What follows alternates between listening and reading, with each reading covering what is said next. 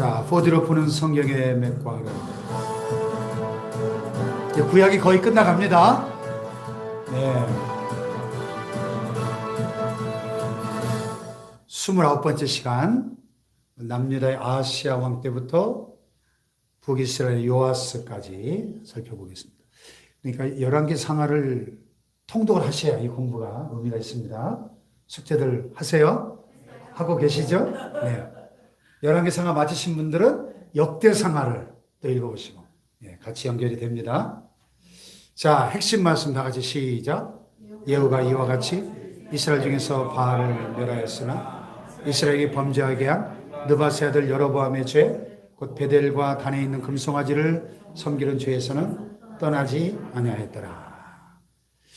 그러니까 예후 같은 사람이 참 아쉬워요. 바알을 멸하는 우상 숭배를 척결하는 하나님이 기뻐하시는 일을 행함으로 하나님께서 그에게 4대 왕위를 약속하시거든요. 그 축복을 받았으면은 거기에 합당한 또 삶이 이어져야 되는데 베델과 단에 있는 금송아지를 섬기는 죄에서는 떠나지 않았다. 아, 이게 2%가 부족한 거예요. 하나님은 온전한 순종을 원하십니다. 99%의 순종은 불순종이에요. 100%의 순종을 원하시는 겁니다. 아멘. 아멘. 자, 배경을 보면 시대적으로 예후라는 사람이 쿠데타를 일으켜서 남유다의 아하시야를 죽이고 또 바알 숭배자를 척결하는 정책으로 유다와의 동맹은 즉시 단절됐겠죠. 예후는 북이스라엘 왕이거든요. 그런데 이런 종교개혁에도 불구하고 예후 통치 말기에 또 예후의 아들 여호아스의 통치 17년 동안 군사력은 아주 약한 상태였기 때문에 사실상 시리아, 오늘날 시리아의 그 아랍나라의 속국이나 다름이 없었다는 거고요. 이런 상황 속에서 아람왕 하사엘이라고는 아주 악한 왕이죠. 요단 동편 지역을 다 빼앗고 이스라엘을 학대합니다. 그러다 그 아람의 하사엘이 죽습니다. 그 아들 베나다 3세가 아람의 왕이 올랐을 때 아람이 아수르 제국에 의해서 멸망을 당합니다. BC 806년에. 그렇다고 아수르가 팔레스타인까지 지배력을 확장시켰던 것은 아니었고요. 왜냐하면 우랄투와의 전쟁으로 군사력을 팔레스타인까지 이스라엘까지 정복할 여유가 없었기 때문이다 하는 거죠. 자, 이렇게 이 국제 정세가 지금 급변하고 있는 거예요. 이스라엘 주변에. 이런 변화 속에 여호아스에 이어서 북이스라엘 왕이 오른 요아스는 이름들이 비슷비슷해가지고 헷갈려요. 이게 11개 상하 읽다 보면 또 동명이인이 왜 이렇게 많은지. 그래서 어쨌든 중요한 것은 성경의 숲을 보는 것입니다. 자, 북이스라엘 왕이 오른 요아스는 임종시의 엘리사 예고처럼 베나다 3세의 아람을 3번 공격하여 여호아스 때 빼앗겼던 두세 개의 성읍을 되찾습니다. 한편 북이스라엘 요아스 2년에 남유다의 왕이 오른 아마시아도 북이스라엘과 마찬가지로 모처럼 유리한 국제 정세 속에서 번영을 누릴 수 있는 기회를 맞았다. 그러니까 이 당시에 남북 분열한국 역사를 보면요, 지금 우리 한반도하고 여러 가지 면에 비슷해요. 우리 남한이 지금 이 주변 국제 열강들에 둘러싸여 있는 것도 비슷하고요. 전쟁을 치렀던 것도 비슷하고 또 6.25 이후에 지난 70년 동안 어쨌든 이 열강의 세력 균형에 의해서 우리가 평화를 맛보고 있잖아요. 번영을 누리고 있잖아요, 지금. 평화와 번영을 70년째 누리고 있잖아요. 그런 게 지금 비슷해요. 그 번영을 누리면은 하나님의 축복인 줄 알고 감사하고 하나님을 더 잘 섬겨야 되는데 그것이 오히려 우상숭배에 더 깊이 빠지는 덫이 되고 만다는 거예요. 그렇게 적용이 됩니다. 그래서 유다는 에돔의 셀라를 정복했고 아람은 아수리의 남하로 그들의 지배에 들어갔으나 아직 팔레스타인까지는 침공하지 못하는 국제 상황 속에 남북 두 왕국은 번영과 발전의 기회를 가질 수 있었어요. 모처럼 남북이 평화롭게 번영과 발전을 누리는 거예요. 그런데 오히려 이런 기회가 남북 간에 서로 군사적 대결을 야기시키는 요인으로도 작용했다. 그리고 영적으로는 우상숭배에 더 깊이 빠지는 덫이 되고 말았다는 겁니다. 지리적으로 보면 남유다의 아시아와 북이스라엘 예후 왕부터 북이스라엘 여로보암 2세 이전까지 지리 배경은 팔레스타인 본토 그리고 요단 동편 여기로 한정이 되고요. 특히 북이스라엘의 경우는 요단 동쪽과 북쪽 지역이 주요 무대가 되고 아직까지는 메소포타미아나 이집트까지 지리적 배경이 확장되지 않았다. 그러나 신흥 강대국인 아수르 제국의 세력이 점차 확장되던 그런 시대와 지리적 배경이 있습니다. 문화적 배경을 보면 머리에 기름을 붓는 의식은 뭐죠? 구약 성경에 세 가지 직분을 세울 때, 그죠? 왕과 제사장과 선지자를 세울 때, 이 양의 뿔을 잘라 만든 그 기름병, 거기다가 기름을 채워서 뚜껑을 닫고 와가지고 머리에다 기름을 붓는 거죠. 머리에 기름을 붓는 것은 고대 왕들이 신하들에게 머리에 기름을 부었는데 복종의 의미예요. 복종. 진정한 왕이신 하나님께 복종하는 자가 왕이요 제사장이요 선지자예요. 아멘. 아멘. 양털 깎는 집, 목축이 주업이었기 때문에 팔레스타인 지역에서 양털 깎는 것은 대축제입니다. 그래서 온 동네 사람들을 초청해가지고 큰 잔치를 벌이면서 양털을 깎는 이런 풍습이 지금도 그쪽 지역에 가면 중앙아시아나 중동 지역에 가면 지금도 그렇게 하더라고요. 뭐 카자흐스탄 그런 데도 양 많이 키우죠. 양털 깎는 게 큰 행사예요. 자, 또 파수꾼이라는 단어가 성경에 많이 나오죠. 멀리 내다본다는 뜻이에요. 파수꾼의 역할이 뭐예요? 적의 동태를 살펴서 그 위험을 알리는 역할이잖아요. 그러니까 멀리 내다본다는 단어가 그의 그 임무를 보여주죠. 또 눈을 그리고 머리를 꾸미고 이건 이세벨 이야기예요. 악한 왕 아합의 왕후 제일 못된 여자의 상징이죠. 대명사죠. 이세벨. 이게 죽음이 임박한 최후의 순간에도 눈썹 그리고 머리 꾸미고 했다는 거예요. 그게 허영을 보여주는 대목입니다. 신원하다. 신원하다는 말 우리 종종 쓰죠. 성경에. 신원이 뭐예요? 여호와여 감찰하시고 신원하여 주소서.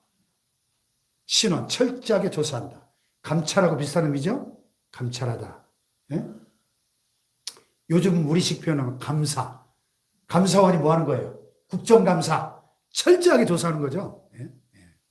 공의의 하나님의 심판을 가리키는 표현이고요. 자, 전체 내용 한번 같이 읽어봅시다. 시작. 남유다의 아하시야는 자기와 연합하여 아람과 싸우다가 부상당한 북이스라엘 요람 여호람을 방문할 때 예후의 반역에 의해 통치 1년 만에 살해당하고 그의 아들마저 살해당했다. 남유다 왕의 씨를 진멸하고 왕권을 찬탈한다. 그러니까 이 분열 왕국의 역사를 보면은 참 우리 한국 근현대사하고 많이 닮아 있다니까요. 11.5 쿠데타로 하루아침에 대통령이 살해당하고 막 그런 일들이 막 수시로 일어납니다. 네. 한편 시작. 한편 반역으로 북이스라엘 왕이 된 예후는 바알 숭배를 철저히 척결했다. 7년 후 남유다에서는 제사장 여호야다에 의해 아달랴가 살해당하고 요아스가 어린 나이에 왕위 올랐다. 여호야다의 개혁과 성전을 보수하는 요아스의 선정에 의해 남유다는 모처럼 선한 정치가 이루어진다. 요아스가 아주 참 좋은 왕이었어요. 요아스 때 시작. 요아스 때 북이스라엘은 여호아하스가 왕위에 올랐다. 이때 북이스라엘은 아람 왕 베나닷의 침입으로 요아스 때까지도 학대를 받게 된다. 그리고 엘리사는 죽음에 임박하여 자신에게 문병을 한 북이스라엘의 요아스에게 아람에게 3번 승리할 것을 예언하고 죽어 장사된다. 한편 남유다의 요아스는 여호야다의 사후 여호와를 버림으로 아람의 침입을 받고 부상당한 후 신복에 의해 살해된다. 이어 남유다 왕에 등극한 아마샤는 부왕을 죽인 자들을 죽이고 29년의 통치기간 동안 정직히 행했다. 이때 북이스라엘은 예언대로 아람에게 3번의 승리를 거두었으며 남유다는 에돔과의 싸움에서 대승을 거두었다. 그러나 북이스라엘의 요아스와 싸움을 걸어 싸우다가 사로잡히고 예루살렘은 약탈당했다. 그리고 요아스는 죽었다. 막 이름들이 헷갈리죠? 비슷비슷한 이름들이 많이 나옵니다. 자, 전체 흐름이 중요합니다. 좀 깊이 들어가 볼게요. 본문 탐구. 아하시아 통치와 예후의 반역. 남유다, 아하시아. 북이스라엘, 예후의 반역. 남유다의 아달랴, 그리고 예후와 아달랴에 대한 반역. 이런 줄기입니다. 남유다, 아하시아의 즉위. 아하시아는 여호람 때 아라비아 사람이 여호람의 아들들을 잡아가고 막내인 아하시아만 남겨뒀기 때문에 막내였지만 왕으로 추대가 된 그런 사람이고요. 아합 왕의 사위였어요. 그래서 1년 통치 기간 동안에 아합의 집같이 악을 행했다. 이스라엘 역사상 가장 악한 왕이 아합이죠. 아합. 그 아합의 사위였으니까 장인을 닮아서 악한 왕이었고요. 북이스라엘 요람 또는 여호람과 연합하여 길랏 라못에서 아람 왕 하사엘과 싸웠습니다. 이때 여호람은 부상을 당했고 아하시아는 그를 문명가는 그 현장이 이곳입니다. 오늘 요르단의 길랏 라못 지역, 요즘 말로 텔 엘 후슨이라고 부른다 그래요. 요르단 지역에 아람과 이스라엘 나라가 전쟁을 벌였던 전쟁터입니다. 전쟁터.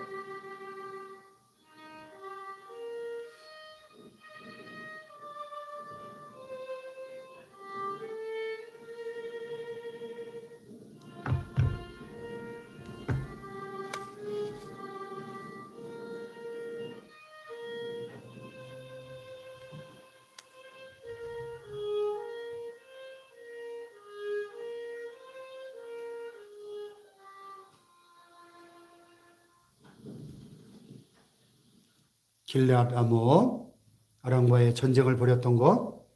자, 메시지 적용을 보시면 많은 친구를 얻는 자는 해를 당하게 되거니와 어떤 친구는 형제보다 친밀하니라. 참 우리 찬송 가사도 있죠. 내 친구를 삼가 잘 선택하고 친구를 어떤 사람을 가까이 하느냐가 사람은 참 중요한데 남유다의 아하시아가 악행을 저지르는 북이스라엘 여호람과 친밀한 교제 속에 연합해서 아람 나라와 길랏 라못에서 전쟁을 하다가 부상을 당해 죽임을 당하게 되었다는 거예요. 우리 속담에도 친구 따라 강남 간다 하는 말이 있는데 그리스도의 사귐은 우리에게 신앙적으로 도움이 되고 유익한 사귐이 되어야 할 줄로 믿습니다. 예, 인생이 짧은데 저도 제 주변에 이렇게 보면은 지방의 안에 목회자들 안에서도 이 어떤 관계는 참 이 만나고 돌아오면 참 하루 종일 마음이 불편하고 시험에 드는 관계가 있어요. 그런가 하면 어떤 관계는 참 만날수록 신앙적으로 기쁨이 되고 유익이 되고 도움이 되는 그런 관계를 거기에 집중을 해야 돼요. 아멘. 아멘. 네. 그렇잖아요. 우리가 인생 두 번 못 사는데 인생이 긴 것도 아닌데 나한테 해가 되는 그런 친구들은 멀리 하셔요. 신앙에 도움이 되고 유익이 되는 만남이 되기를 축복합니다. 아멘. 자, 예후의 반역. 엘리사가 예후에게 왕으로 기름을 부었어요. 하나님의 명령대로. 하나님이 세우신 사람이에요. 예후가. 그래서 병든 요람을 죽이고 또 그 요람을 병문안으로 왔다가 도망치던 남유다의 아하시아도 죽입니다. 그리고 쿠데타로 어쨌든 왕이 됐습니다마는 또 그 악한 왕후 이세벨을 죽이게 합니다. 하나님의 심판이죠. 예. 아합 왕의 아들 70명을 악한 인간들이었으니까요. 장로들로 하여금 다 죽이도록 하고 또 남유다 아하시아 형제 42명을 죽인 후에 사마리아에서 아합에게 속한 자들을 진멸합니다. 그러니까 이 성경의 이런 사건들을 볼 때 하나님께서 세우신 예후 같은 사람을 통해서 하나님의 공의로운 심판이 집행되는 것을 우리는 보게 되는 것이죠. 자, 지도로 보시면은 북이스라엘 요람 12년경에 남유다의 아하시아가 왕이 됐죠. 그래서 세겜에서 이블람으로 또 무기토에서 남유다 아하시아가 북이스라엘 요람과 함께 연합군을 형성해서 길랏 라못 지역을 공격하고 아람 왕 하사엘과 전쟁을 벌인 것입니다. 그리고 거기서 북이스라엘 요람이 부상을 당하고 또 예후가 왕으로 기름 부음을 받고 그리고 예후가 요람을 죽이고 쿠데타를 일으킵니다. 그리고 남유다의 아하시아가 부상을 당하고 도망가다가 아하시아가 화살에 맞아 죽고, 예후가 또 이세벨을 죽이고, 참 굉장히 복잡하네요. 예. 참 어지러운 시대입니다. 예. 이렇게. 예후가 아합의 아들들과 바알 숭배자들을 죽이고, 하나님의 공의의 심판의 도구로 예후가 쓰임받는 그런 과정을 보고 계십니다. 그래서 예후 통치 말기 아람은 요단 동편 이스라엘 지역 대부분을 차지하게 된다. 것이고요. 자, 그 이스라엘에 있는 아합 왕의 별장 터를 한번 가보겠습니다.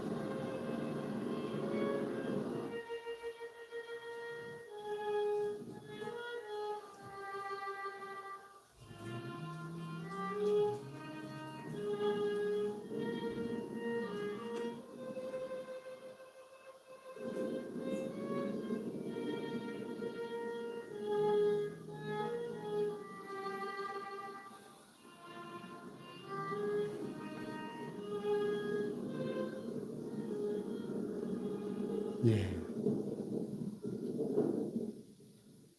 아합 왕의 별장터가 저렇게 남아 있네요.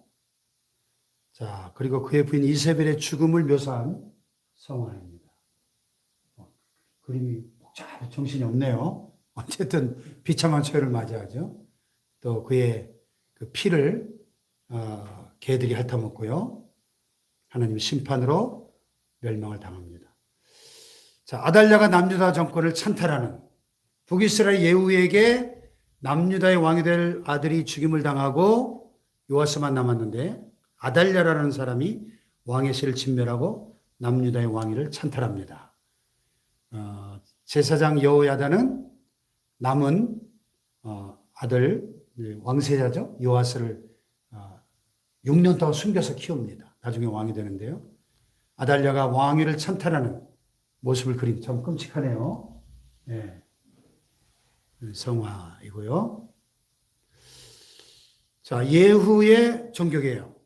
바알을 위한 거짓대를 열어가지고 바알 숭배자들을 진멸합니다. 그리고 하나님은 4대 왕위를 약속하십니다. 하나님이 제일 가증스럽게 여기는 게 싫어하시는 죄가 우상숭배니까. 아람의 하사엘 왕이 북이스라엘 지역을 침공하게 되는데, 아르논 강의 아로엘에서 바산 지역까지 이렇게 부조로 남아있어요. 굴복하는 예후. 대영제국 박물관에 가면 예후가 살만에셀 3세에게 엎드려서 조공을 바치는 참 굴욕적인 모습이죠. 네. 아르논 강가의 아로엘 지역, 오늘날 요르단의 모습이고요. 자, 적용. 예수님께서 너희를 보냄이 양을 이리 가운데 보낸 같도다. 그러므로 너희가 어떻게 하라? 뱀같이 지혜롭고 또 비둘기같이 순결하라. 비둘기같이 순결한 것만 가지고는 안 돼요. 세상이 너무 악하니까. 어떤 지혜가 필요해요? 뱀 같은 지혜가 필요하다. 예후가 종교개혁을 일으키는데 바알 숭배자들을 모두 척결하겠다. 그러면 다 숨을 거 아닙니까? 그러니까 바알을 위한 페스티벌을 한다. 싹 모아놓고 그 자리에서 다 죽인 겁니다. 예, 이것은 물론 거짓이었지만은, 속임수를 사용했지만 하나님이 가장 싫어하시는 우상 숭배자를 척결했기 때문에 하나님은 4대에 걸쳐 왕위를 주시겠다고 약속하신 겁니다. 아멘. 아멘. 네, 뱀 같은 지혜가 필요하다는 거고요. 아달랴에 대한 반역. 아달랴가 왕위를 찬탈한 지 7년째 제사장 여호야다가 반역하여 요아스를 왕으로 세우고, 아달랴는 성전에서 도망가다가 살해를 당한다는 것이고요. 자, 요아스 왕이 그래서 등극을 합니다. 그리고 그의 배후에서 제사장 여호야다가 개혁을 해요. 우상을 부수고 바알 제사장들을 죽이고 레위 제사장 수하 직원과 성전 문지기를 세우고 요아스를 왕으로 세우고 또 하나에게 장가를 보내고, 이런 개혁이. 그러니까 여러분, 이 2000년 교회 역사를 봐도 끊임없이 이렇게 교회가 침체되고 타락하고, 그래서 사회가 영적으로 도덕적으로 어두워질 때 하나님의 사람들 일으켜서 또 개혁을 일으키고, 결국은 이 영적 전쟁이 계속 반복되는 걸 봅니다. 그 역사는 결국은 선한 싸움을 싸워야 되는 투쟁의 역사인 거죠. 이 열왕기 상하를 봐도. 자, 요아스 왕이 즉위를 하는데 제사장 여호야다가 참 하나님의 사람이었던 것 같아요. 하나님만 찾을 것을 언약할 때 백성들이 우상을 부수고 바알 제사장 mat단을 죽이고 그리고 레위 제사장의 수하직원과 성전 문지를 세웠다는 건 뭘 회복시켰다는 거예요? 제사와 예배를 절기를 회복시켰다는 거죠. 예. 그래서 요아스를 왕좌에 앉히는데 그때 나이가 몇 살이냐? 7살. 7살짜리 세웠다는 건 뭐예요? 뭐라 그러죠, 이런 걸? 제사장 여호야다가 뒤에서 수렴 청정을 했다는 거죠. 섭정한다 그래요, 섭정. 예. 자, 이때 요엘 선지자가 등장하고요.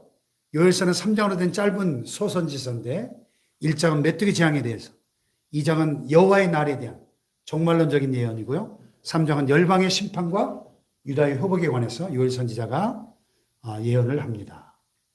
요엘 선지자를 미켈란젤로가 그린 요엘 선지자의 모습이에요. 잘 그렸죠? 네. 요아스의 성전 보수 명령. 요아스가 이제 비록 어렸지만 제사장과 레위인들에게 유다 각지의 성읍에서 성전 보수 비용을 거둬 수리하도록 명령한다. 성전을 보수했다는 것은 그만큼 예배가 무너져 있고 성전이 그만큼 보수해야 될 정도로 그렇게 허물어졌다는 것은 이스라엘 백성들의 영적 상태를 보여주는 거죠. 그래서 성전 보수를 레위인들이 서두르지 않으니까 뒤에 이제 성전 보수가 또 나옵니다. 예후의 죽음. 28년 만에 죽고요. 사마리아 왕궁토의 모습이에요. 북이스라엘의 수도죠.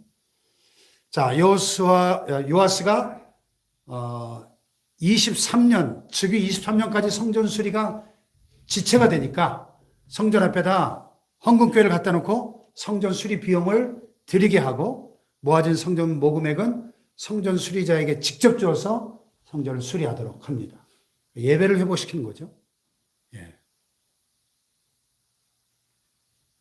자, 내가 성실한 길을 택하고 주의 규례들을 내 앞에 두었나이다. 요아스가 성전 수리를 맡겼을 때 성전을 수리한 사람들은 얼마나 성실하고 정직하게 비용을 사용했는지 정산할 필요가 없었다는 거예요. 여러분, 성실과 정직은 우리 믿는 자의 귀한 덕목인 줄 믿습니다. 특히 불신자들이 맡긴 일에 더욱 성실하게 일하고 부당하게 많은 이익을 추구해서는 안 된다. 우리 교회가 21년 동안 4번 이사를 했잖아요. 이게 4번째 처소잖아요. 그 이사할 때마다 제가 인테리어 공사를 많이 했잖아요. 21년 전 개척할 때도 한 4,500만 원 들여서 인테리어 했고 공사했고 저 시청 앞에도 그때도 한 4천만 원 들었고 또 저 주원사누리 빌딩 그때도 또 들었고 여기를 또 들었고 근데 이렇게 공사를 여러 번 해보니까 예? 교회 집사 장로라고 앞세워 나온 사람은 사실 별로 신뢰가 안 가요. 이게 참 문제죠. 우리 목사님들 세계에서 이런 이 업자들을 만날 때 내가 목사입니다, 장로입니다 하는 사람들을 절대 믿지 말라고 선배 목사님들이 조언을 해줘요. 참 이거 슬픈 일이죠. 내가 목사입니다, 장로입니다 하면 그게 그냥 보증수표가 돼야 되는데, 예? 아멘? 자, 옆에 분과 하이파이브 하면서. 자, 성실하고 정직한 사람이 될시다. 할렐루야. 보증수표가 돼야죠. 아멘. 아멘. 자, 북왕국 여호와스와 요아스, 아람의 남유다 침공, 북이스라엘의 여호와스, 여호야다. 이름들이 그냥 저도 지금 왔다 갔다 해요. 그래서 저도 지금 다시 읽어봐야 될 것 같아요. 열왕기 상하를. 이름들이 참 동명이인도 많고 헷갈려요. 어쨌든 여호아스가 예후의 뒤를 이어서 아버지 예후의 뒤를 이어서 북이스라엘의 왕에 올라서 17년 통치하는데 여로보암의 죄를 따라 악행하자 하나님이 아람 왕 하사엘과 그의 아들 베나닷을 징계의 채찍으로 쓰시는 거예요. 그래서 아람 왕이 마병 50, 병거 10대, 보병 1만 명만 남겨두고 압제했다는 얘기죠. 또 남유다의 제사장 여호야다가 130살에 죽었네요. 야, 오래 살았네요. 예, 성전에 대한 선행이 있었기 때문에 다윗성이 장사가 되고요. 그런데 여호야다가 죽고 나서 제사장 스가랴가 요아스 왕을 책망합니다. 왜? 그의 영적 멘토였던 제사장 여호야다가 죽고 나니까 요아스가 변질됐어요. 그 종교개혁을 일으켰던 그 선한 왕이 왜 이 끝에 와서 변질되는지 몰라. 변질되니까 스가랴라는 선지자가 그 죄를 지적하니까 성전 안에서 돌로 쳐 죽입니다. 그래서 마태복음 23장에 예수님이 바리새인과 서기관들을 향해서 심판을 선언하면서 뭐라 그랬어요? 그러므로 의인 아벨의 피로부터, 인류 최초의 순교자 아벨의 피로부터 성전과 제단사에서 너희가 죽인 바가리의 아들 사가랴의 피까지, 이 사가랴가 바로 여기 나온 스가랴입니다. 땅에서 흘린 의로운 피가 다 너희에게 돌아가리라. 무서운 심판이죠. 그 순교자들의 피값을 전부 그 외식하는 위선적 종교 지도자들에게 갚겠다는 거예요. 무서운 선언입니다. 그 스가랴 제사장의 무덤이 오늘까지 이렇게 예루살렘에 남아있어요. 예.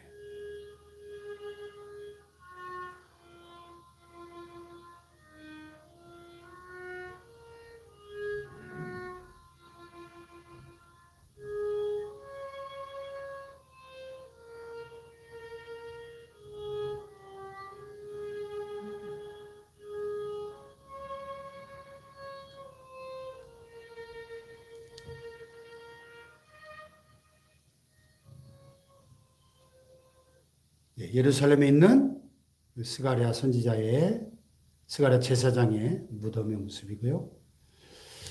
자, 이제 좀 쭉쭉 넘어갈게요. 여호수아 왕의 아들 요아스. 그러니까 아까 요아스 나올 또 북이스라엘에 또 요아스가 있어요. 동명이인이에요. 아이고, 머리가 막 빙빙 돌아요.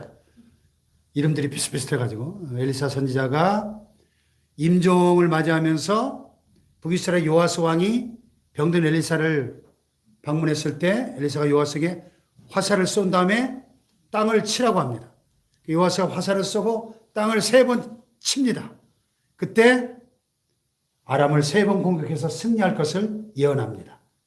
그 엘리사의 예언이 뒤에 이제 실현이 되는데요. 자, 아람 왕이 남유다를 쳐들어옵니다. 스가랴 사후 1년 만에. 그래서 남유다를 침공해서 예루살렘 노량물을 다메섹 왕에게 보내고 남유다의 요아스가 성전과 왕궁의 금과 은을 아람의 하살에게 주어 예루살렘을 떠나게 합니다. 남유다의 패배 원인이 뭐예요? 여호와를 버린 요아스 왕을 징벌하게 한 거예요. 그러니까 여러분, 하나님의 징계는 반드시 원인이 있어요. 원인이. 죄값으로 일어난 하나님의 이 징벌에는 우리가 그 원인을 찾을 수 있어야 되고, 우리 개인적으로 적용해 볼 때 우리의 죄값으로 인한 하나님의 징계는 회개밖에 답이 없어요. 아멘. 그 죄를 회개하기 전에는 그 징계가 끝이 나질 않는 거예요. 할렐루야. 따라합시다. 회개만이 살 길이다. 네, 회개. 자, 아람 왕 하사엘의 유다 침공을 지도로 한번 보시면 저렇게 오늘날 시리아 지역에 있는 아람 나라 군대가 아로에까지 쳐들어온 거예요. 예후 때. 그래서 하술이라는 곳이 파괴됐고 남유다 요아스 때 하사엘이 유다를, 아람 왕 하사엘이 유다를 침공해서 가드를 점령하고 또 예루살렘까지 쳐들어와서 요아스가 아람에게 조공을 바치면서 예루살렘 함락은 간신히 모면을 당합니다. 자, 남유다 아마샤의 통치, 그리고 아람과의 전쟁, 남북전쟁, 그리고 북이스라엘 요아스의 죽음.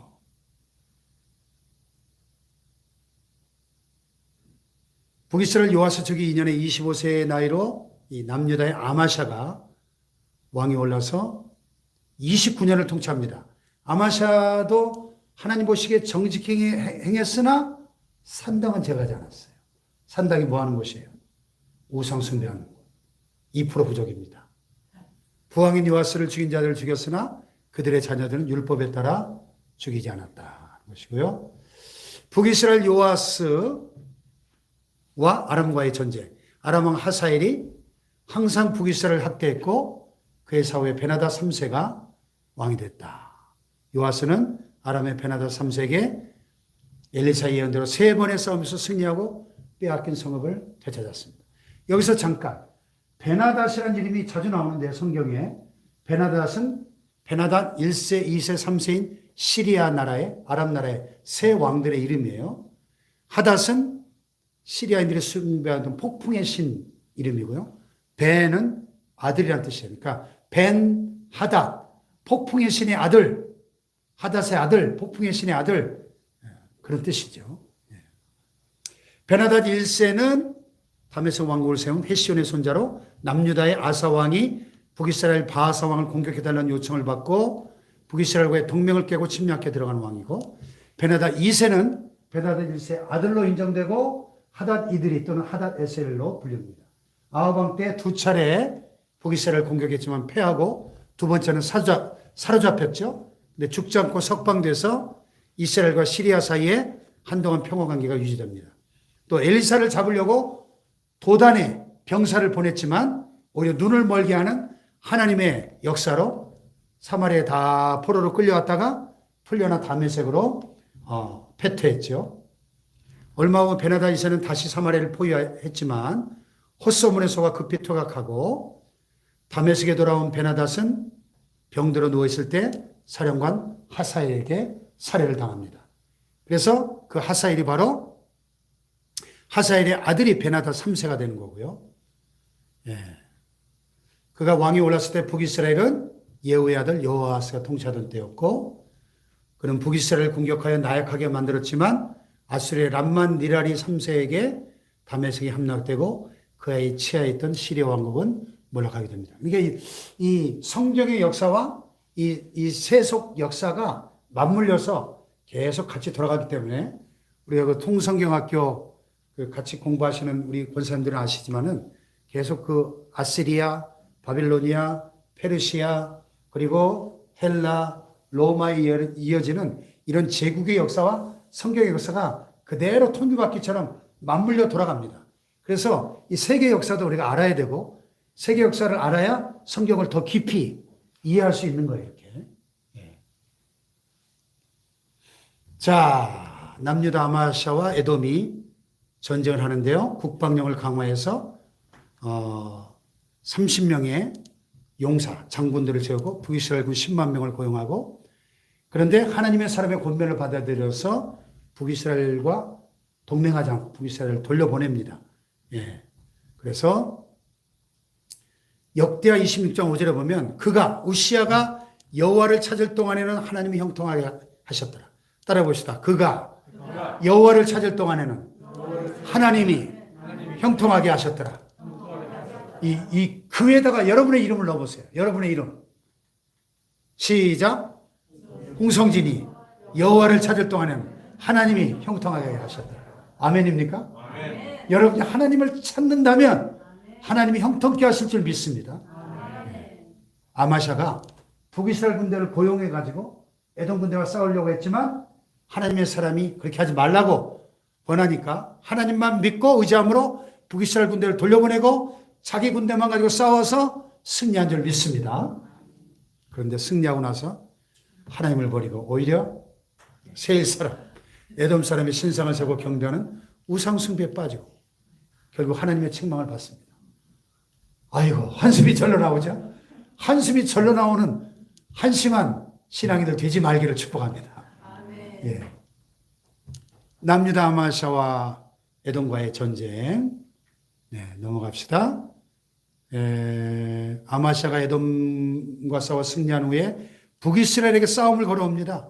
결과는 북이스라엘에게 패하고 아마샤는 사로잡히고 예루살렘 성전과 왕국의 재물이 탈취당하고 사람들은 볼모로 잡혀갑니다. 예. 지도로 볼까요? 남유다의 아마샤와 북이스라엘 요아스 때의 남북관계. 자, 하나님의 사람의 권면으로 북이스라엘 용병을 돌려보내고 자기들의 군대만으로 에돔인 10,000명을 죽이는 승리를 거둡니다. 그리고 셀라를 정복하고 또 에돔 승리 후에 북이스라엘 요아스에게 도전장을 냅니다. 그래서 남북전쟁이 일어나요. 거기서 아마시아가 사로잡힙니다. 패하고 사로잡혀요. 성전과 왕국의 보물을 탈취하고 사람을 볼모로 잡아가게 됐다. 또 반역으로 아마시아가 죽임을 당하고. 참, 그러니까 이 춘추전국 시대예요. 이 11개의 시대는요. 요르단의 에스실이라고 하는 지역의 모습이고요. 자, 결론, 적용.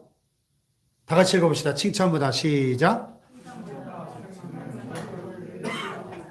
제사장 여호야다에 의해 어린 나이 왕이 오른 남유다의 요아스 왕은 선한 왕으로 통치했으나 여호야다가 죽자 돌이켜 여호와를 버렸다. 이에 여호와를 버린 것을 책망하는 여호야다의 아들 스가랴를 성전에서 돌로 쳐 죽이는 악행을 저질렀다. 그는 형들의 죽음 속에서 자신을 건져낸 여호야다의 은혜를 잊어버리고 자신을 책망하는 스가랴를 죽였다. 잘못된 것을 책망하는 권면을 잘 받아들인 자야말로 큰 자이다. 우리가 은혜를 잊어버리는 배은망덕한 자가 되면 안 되는 거예요. 요아스가 자기가 죽어 마땅한 그런 피바람이 불던 쿠데타가 일어나는 시절에 자기를 6년이나 몰래 숨겨 키운 여호야다의 아들이거든요, 스가랴가. 자기의 아버지나 다름없는 그 제사장 여호야다의 은혜를 잊어버리고 스가랴의 그 하나님의 말씀인데 그의 잘못을 책망하는 그 책망을 달게 받아야죠. 여러분, 설교가 혹시 제 설교가 여러분 귀에 거슬리고 좀 마음에 찔리면은 선지자의 음성이로다 이렇게 받아들이고 회개하면 되는 거예요. 마음에 찔림이 있으면 회개하면 되는 거예요. 아멘? 물론 때로는 칭찬과 격려와 위로가 필요하지만 때로는 하나님의 말씀이 칭찬과 위로만 하는 것이 아니라 때로는 우리를 책망할 때도 있거든요. 아멘. 모든 성경은 하나님의 감동으로 된 것으로 교훈과 책망과 바르게 함과 의로 교육하기에 유익하다 그랬거든요. 아멘. 위로만 있는 게 아니에요. 책망도 필요합니다. 때로. 선지자의 음성이 필요합니다. 선지자의 음성이 귀를 기울이지 않으니까 귀에 거슬린다고 죽여버려요. 의로운 의인을 죽이는 살인자가 된 거예요. 안타깝죠? 따라합시다. 옆에 분과 하이파이브요. 변질되지 맙시다. 변질되지 맙시다. 할렐루야. 자, 이제 내가 살아도. 이상한 노래가 나오네요.